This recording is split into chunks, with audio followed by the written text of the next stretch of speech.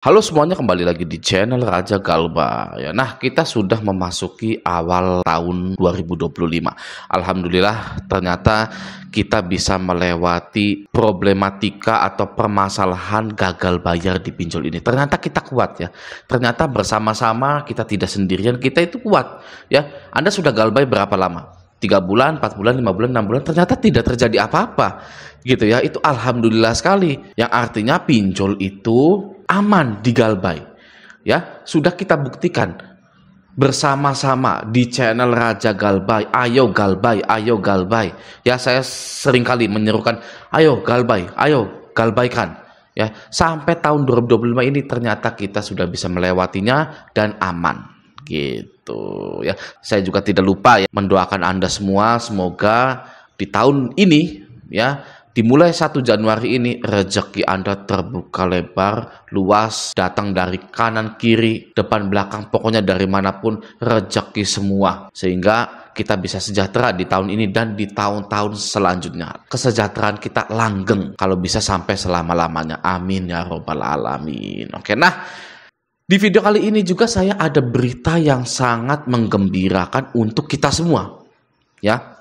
Yaitu yang pertama adalah kondisi industri fintech yang sudah mulai hampir pengen punah ibaratnya. Karena ini sudah memasuki tahun 2025. Jarang sekali ada fintech-fintech yang mendapatkan modal atau investor asing di tahun ini, karena banyaknya yang gagal bayar atau gerakan gagal bayar nasional ini sangatlah efektif untuk mengurangi jumlah-jumlah pinjol yang ada di Indonesia. Oke? Itu yang pertama, industri fintech sedang menurun. Oke. Yang kedua, ada keputusan OJK yang memberatkan pinjol juga.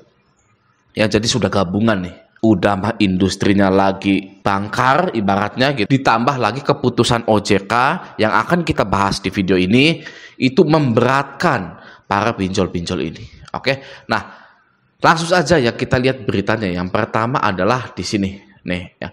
Otoritas Jasa Keuangan atau OJK mengungkapkan banyak perusahaan industri finansial teknologi atau fintech atau pinjol harus gulung tikar karena tidak mampu memenuhi tantangan permodalan. Kenapa bukan tantangan kredit macet? Ya, karena permainan di pinjol itu banyak yang gagal bayar harus ditutupi dengan permodalan. Oke, jadi ibaratnya kita punya warung gitu ya.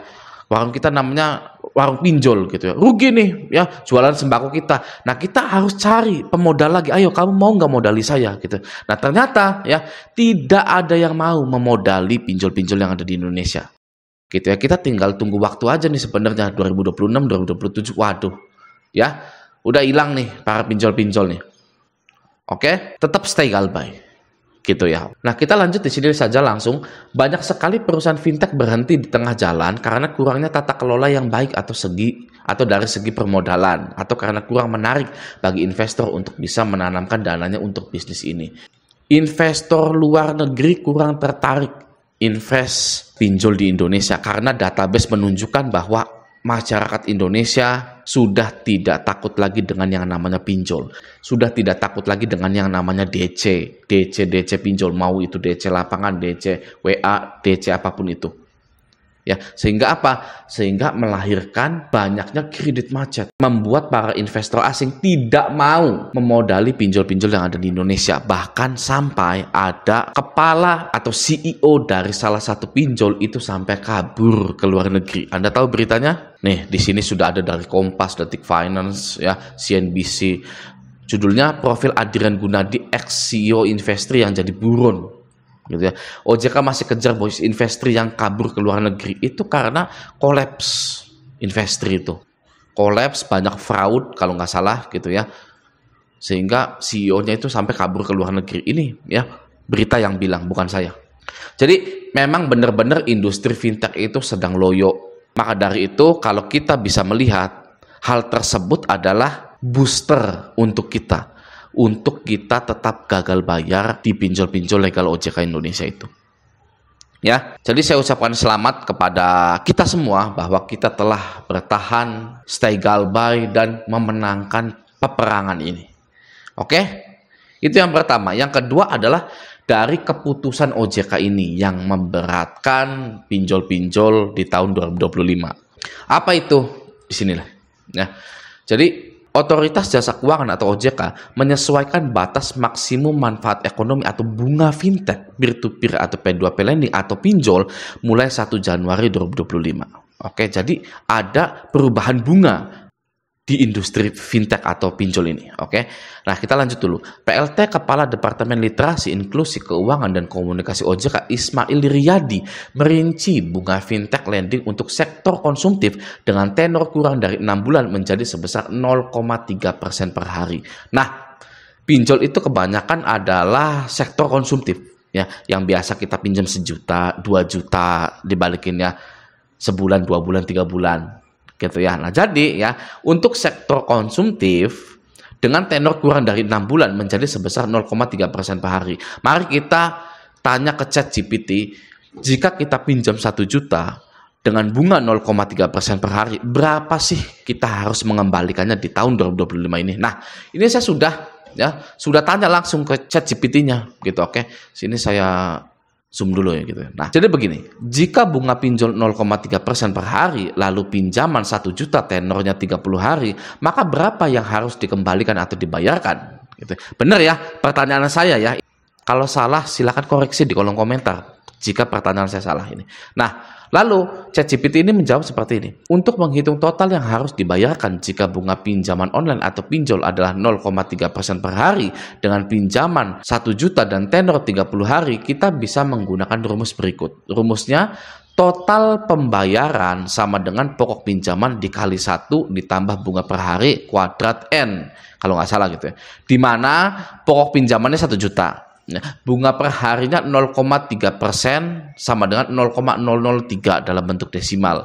N ini adalah jumlah harinya 30. Jadi total pembayaran sama dengan 1 juta dikali 1 ditambah 0,0003. Maaf ya kalau saya salah ngomongnya ya. Jadi total yang harus dibayarkan setelah 30 hari adalah sekitar 1.094.027 perak.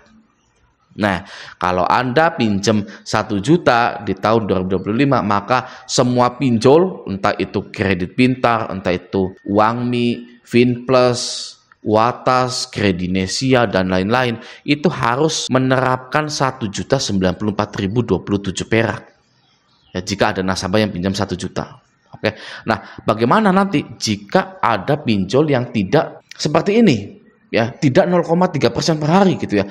Itu bisa jadi salah satu alasan mengapa Anda galbay. Oke.